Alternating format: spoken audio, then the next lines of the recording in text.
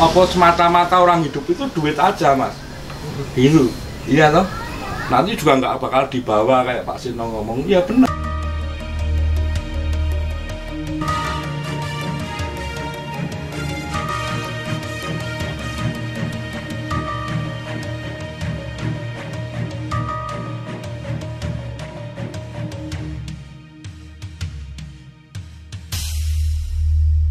Hanya harus kalau semua baik, semua bisa menerima apa yang pernah dituturkan orang-orang tua kita dulu, itu kan penuh pesan, penuh petua sebenarnya. Kalau cerita-cerita itu kita kemas sedemikian rupa, sebenarnya itu kan ada pitutur yang luhur mas, nggak hanya pitutur mas, pitutur luhur. Hilang. Kehilangan gegeman tadi sesuatu yang berbahaya. Ya jelas mas, jelas kan Murad Marit terus masalah. Mereka dulu tidak pernah diberi gegeman itu mas. Ya, hak darbe ing liyane mas. Bahasa Jawanya, bahasa Inggrisnya. Ya hak darbe ing liyane mas. Kalau yang udah gegeman jangan kas serupiah mas, mesti dikembalikan kok mas. Kalau yang kegeman tenan, bahwa nganti miliatan padahal itu dinggungone wong miskin termasuk saya enggak. Gue enggak miskin tenan. Itu kan edan mas, gila mas, gila mas, dan itu yang konangan loh mas. Ya itu dari satu sisi ya orang seperti itu ya.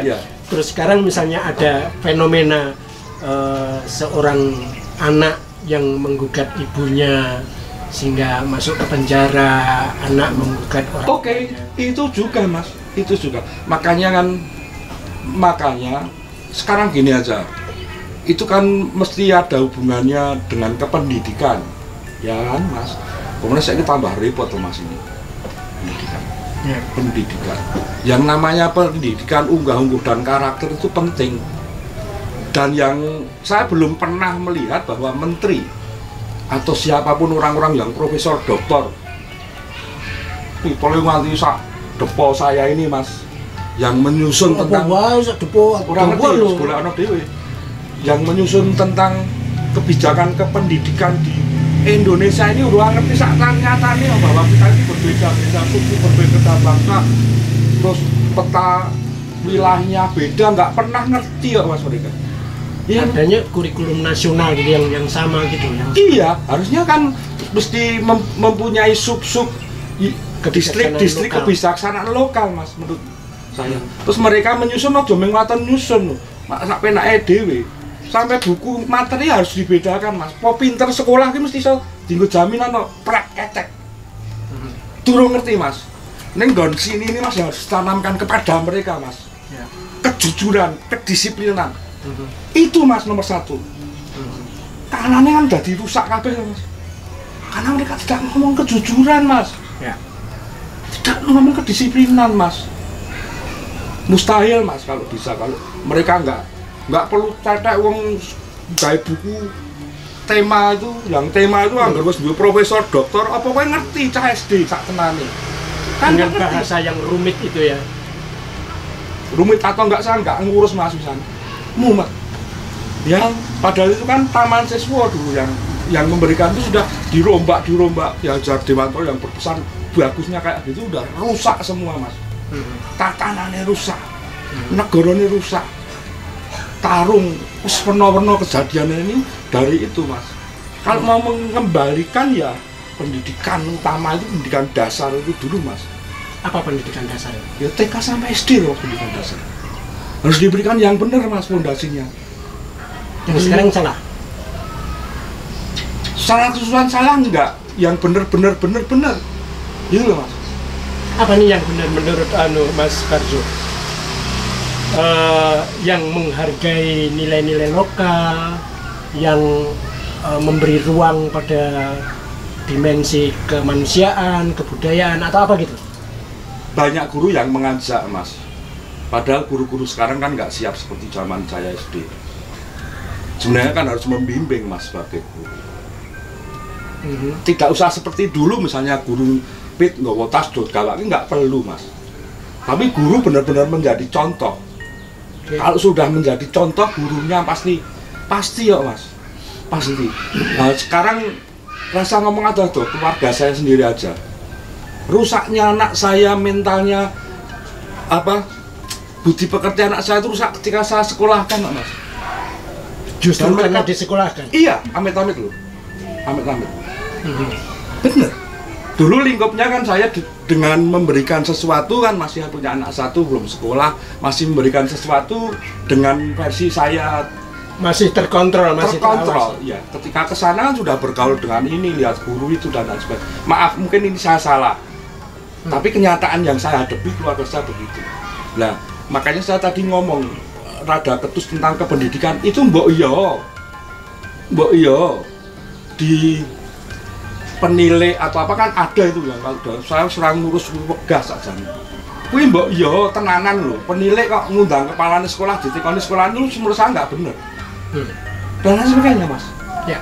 Itu harus dirunut betul kalau mau bener pendidikan nasional. Ora perlu kok sakjane kuwi pinter matematika apa-apa. Seperti yang sekarang bagus lah sebenarnya. Yang terutama kan bukan nilai yang tertulis matematikane piro, IPA-ne piro kan enggak, Mas. Kita sadar semua yang sudah pernah sekolah apa tahu dinggo matematika ning nggo kae ngerti. Enggak kan? Yang nggo mantan tadi loh yang 3 kali tadi loh itu kan. Enggak wis saya dibanding itu. Wis to ora usah. Lho ya aku kudu diurus 3 kali. Itu Mas. Jadi itu Mas. Jadi apa ya wong bodho, wong kepiye to.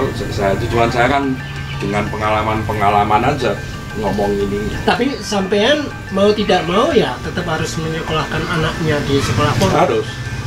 Harus. Ya kan jadi tambah rusak. Dulu kan sebenarnya enggak, Mas. Tapi saya kan keluarga besar. Lalu dia bilang bahwa kalau saya enggak menyekolahkan anaknya ora kuat piye dan sebagainya.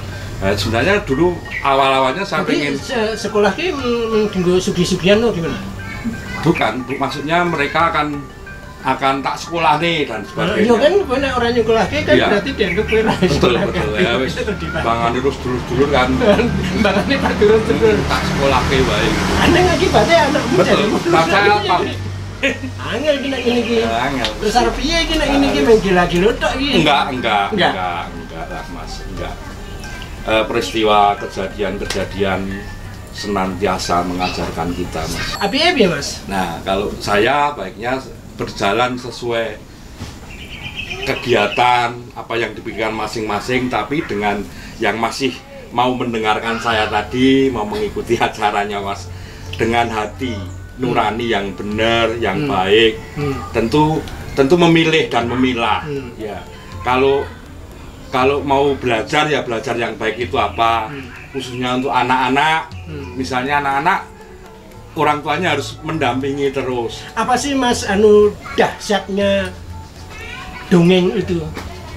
Dahsyatnya dongeng kalau untuk saya bisa memberikan sesuatu yang bermanfaat, memberikan jalan way out yang mereka keluh kesahkan, terutama kalau yang nonton orang tuanya ikut. Lagi nonton film YouTube kan wes ya juga termuat hal kayak gitu, Mas.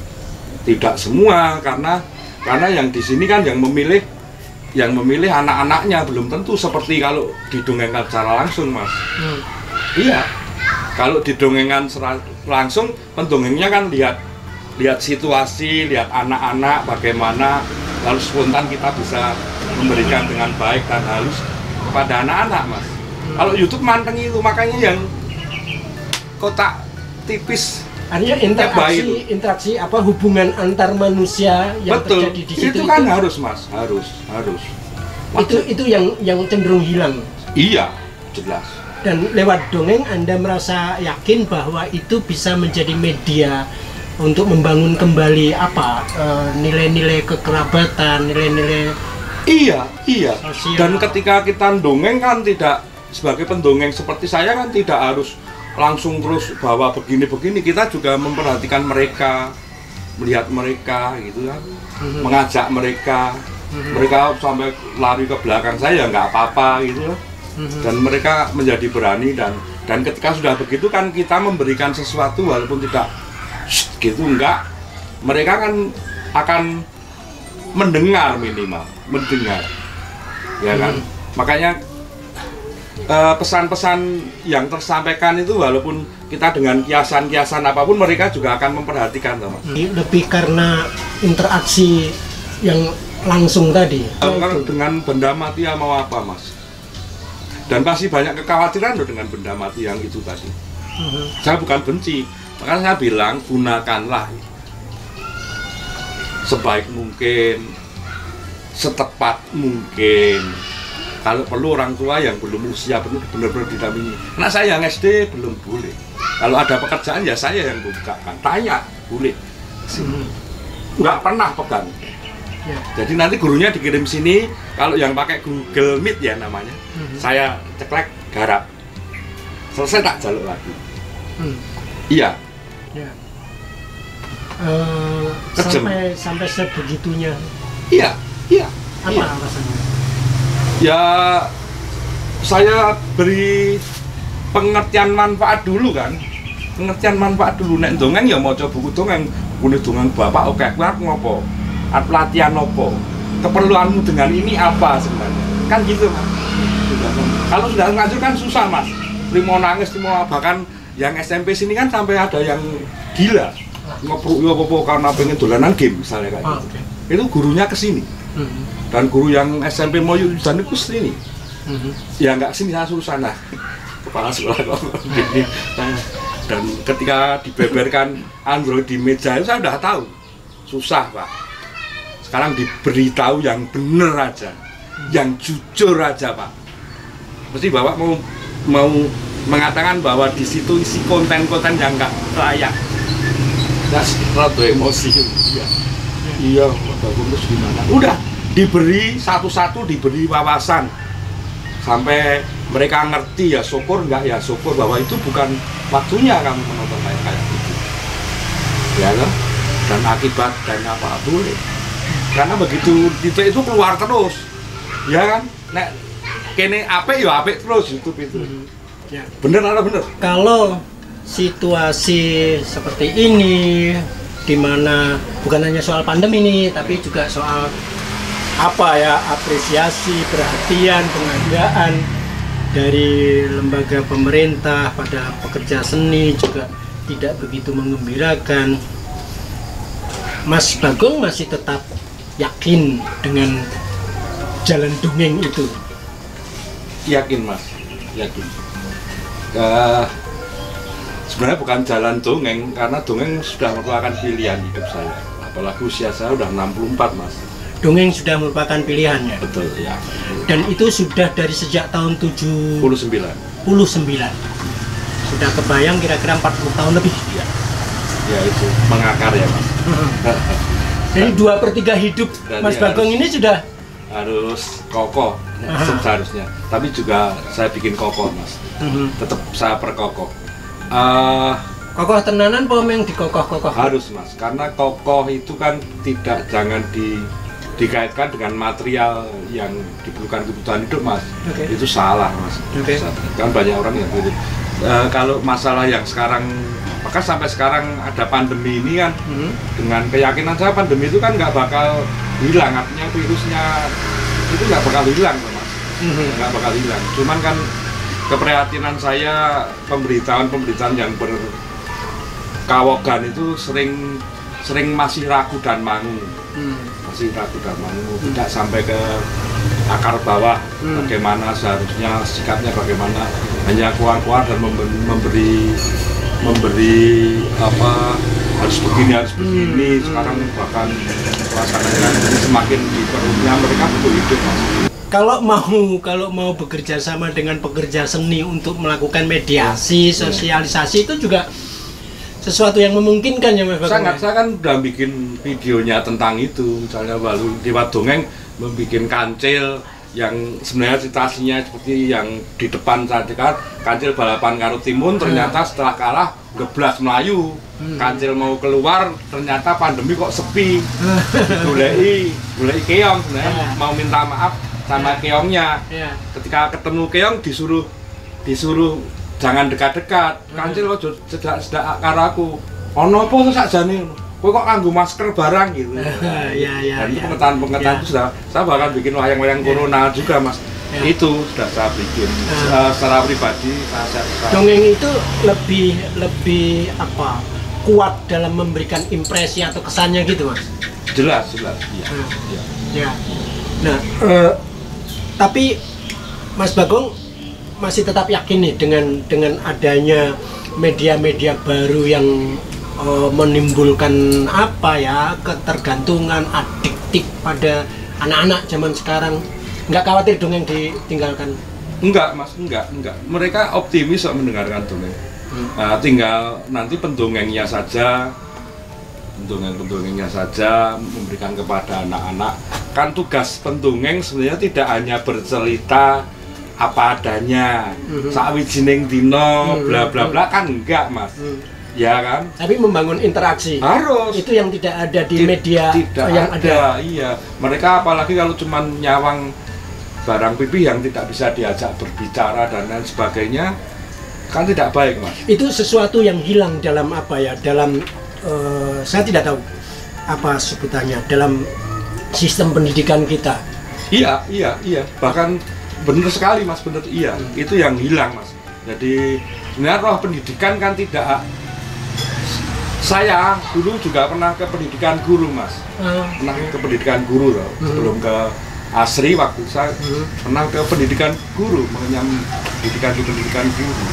Tapi kan terus ketika menjadi guru sebentar, waktu itu saya pikir sempat jadi guru? Sebentar, saya keluar. Kenapa? Kurang nyaman aja. Kurang nyaman dengan gejolak darah senimannya?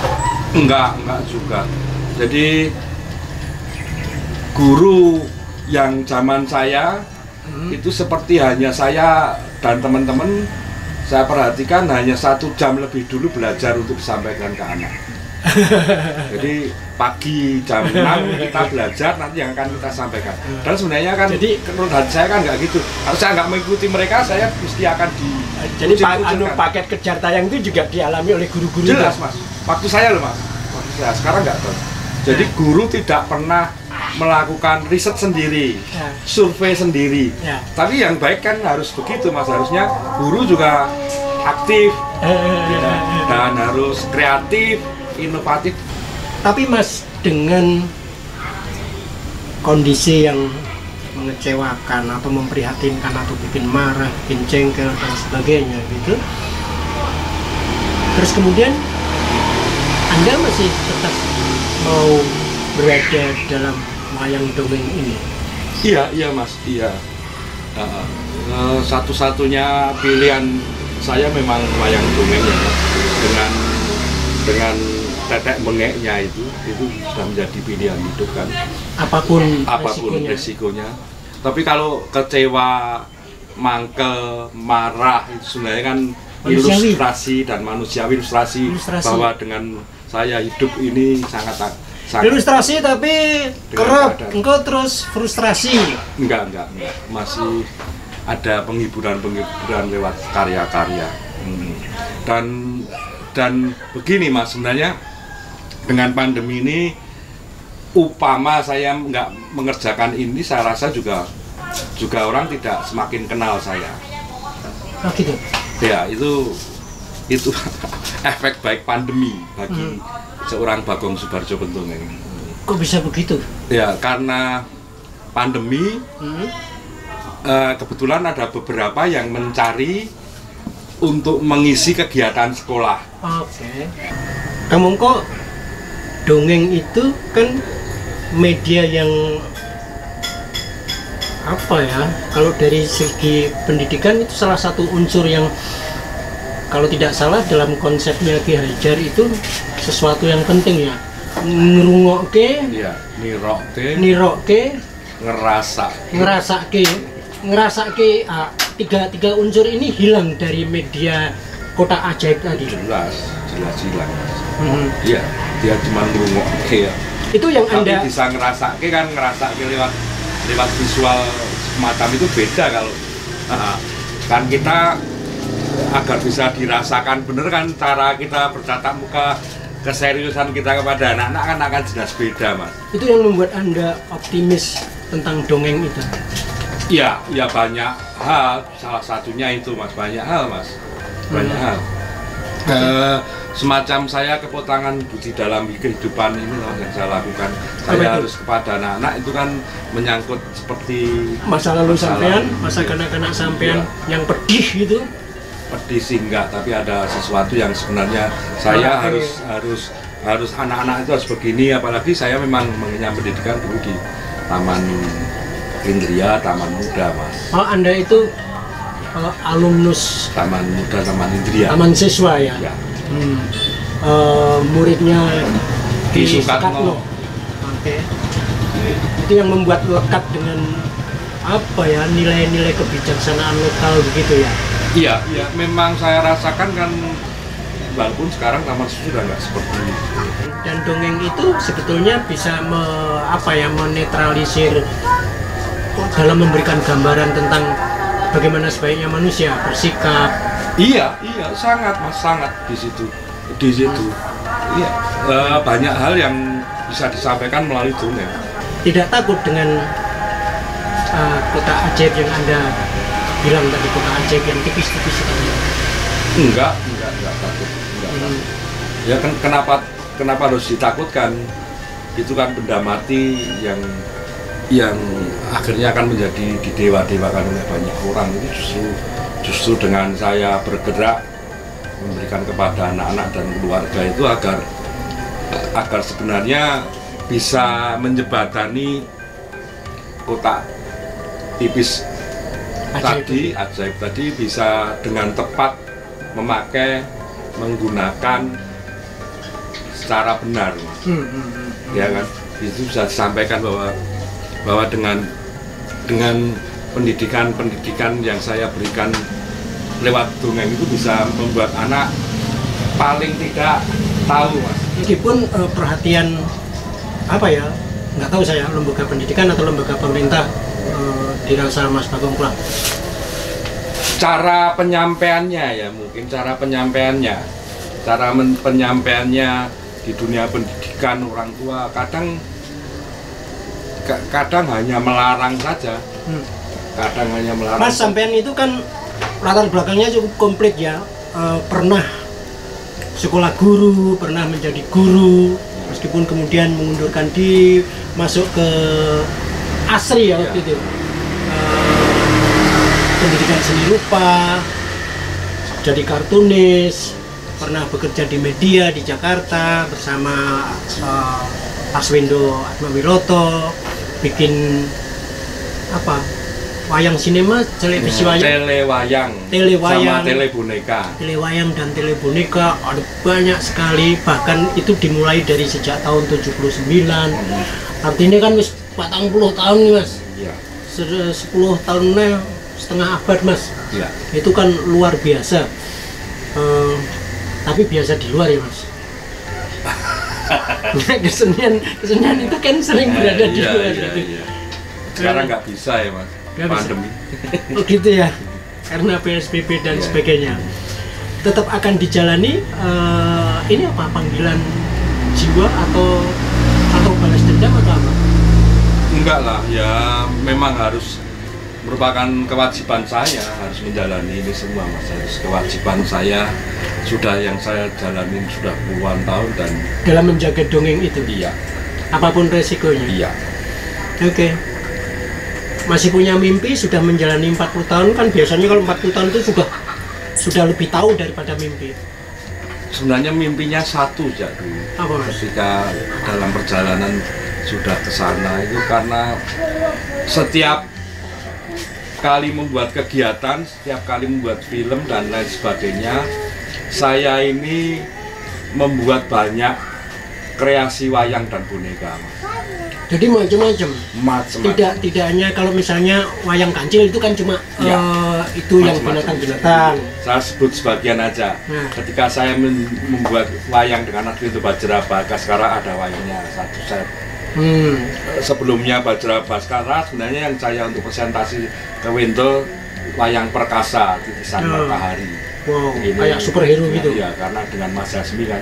Oh iya. Topongnya. Mas Hasmi itu Gundala. Ya. Terus wayang dongeng Nusantaranya ada beberapa jenis. Biasanya ada wayang fabel itu yang ada kancilnya. Wayang fabel, ada wayang kancil. Belum yang 3 dimensi, ada bonek, buntel dan lain sebagainya. Maka mimpi saya itu pengen membuat sanggar wayang dongeng ini menjadi bagian pengajaran edukasi kepada anak yang bisa juga menjadi wisata rekreasi edukasi dongeng. Kayak museum atau apa? Bukan justru sanggar tepat. Sanggar. Bentuknya sanggar yang kopnya saya beri nama Belanus. Belanus artinya? Belantara Nusantara itu dari film saya Buntel sebenarnya. Belantara Nusantara. Ya. Itu di situ isinya adalah wayang. Boneka wayang setiap satu set wayang dengan satu ada setting tempatnya untuk pementasan. Iya. Dengan segala ininya itu itu belajar dongeng, belajar pengetahuan tentang boneka dan wayang itu, Mas. Jadi anak-anak itu bisa belajar praktek. Iya, di situ. Kalau ada satu yang sebagai sentral itu sebagai edukasi yang namanya ketaman siswaan. Walaupun nanti bukan ketaman siswaan karena tidak pernah, mungkin tidak tentang rasa aja ngomong rasa, tapi walaupun kita ambil yang sektor rasa dan kaso itu di situ kita ajarkan unggah-ungguh sopan santun. Kalau yang letterlek apa itu pemerintah ya kurikulum yang berbasis apa, tapi nggak pernah mereka menjabarkan berbasis apa ya orang itu, Mas. Jadi mimpi saya itu semoga bisa terwujud dan saya bisa ya, tapi sebenarnya itu sudah saya tulis konsepnya, saya file nanti misalnya saya tidak ada yang bisa membuka, bisa melanjutkan, syukur tidak juga nggak apa-apa. Ya, tapi jarine Mas John Lennon kuwi mimpine wong siji, mimpinya satu orang kuwi ya mimpi, tapi nek mimpi satu orang itu adalah sama dengan mimpi banyak orang, nah itu akan menjadi kenyataan. Amin. Saya berharap ada yang melihat ini, ada yang mendengarkan mimpi itu dan mempunyai mimpi yang sama dengan Mas Bagong Subarjo. Mungkin bisa diwujudkan, apakah itu sanggar, apakah itu tempat workshop dan sebagainya, sanggar wayang atau sanggar dongeng yang mungkin bisa merajut kegelisahan kita menjadi energi kreatif untuk sumbangsih pada pembangunan karakter bangsa, karena dongeng adalah sesuatu yang dari dalam sistem pendidikan kita tersingkirkan, padahal kita tahu basic dari pendidikan itu merasakan, mendengarkan, dan menirukan. Saya tidak tahu urutannya yang kayak apa, tapi kira-kira itu, dan itu adalah basic dongeng yang tersingkirkan dan kemudian lebih jauh lagi dirampas oleh media-media yang membuat kita makin menjadi sangat individual, bisa menjadi kurang peka dengan orang lain. Saya kira perbincangan ini menarik dan bisa jadi tidak akan ada akhirnya, tetapi ini adalah poin yang bisa menjadi renungan kita bersama. Terima kasih Mas Bagong Subarjo yang telah memberikan ruang dan waktunya untuk perbincangan ini, dan kita akan ketemu dengan banyak tokoh, dengan banyak karakter yang memberi sumbangan besar untuk dunia pendidikan kita. Terima kasih.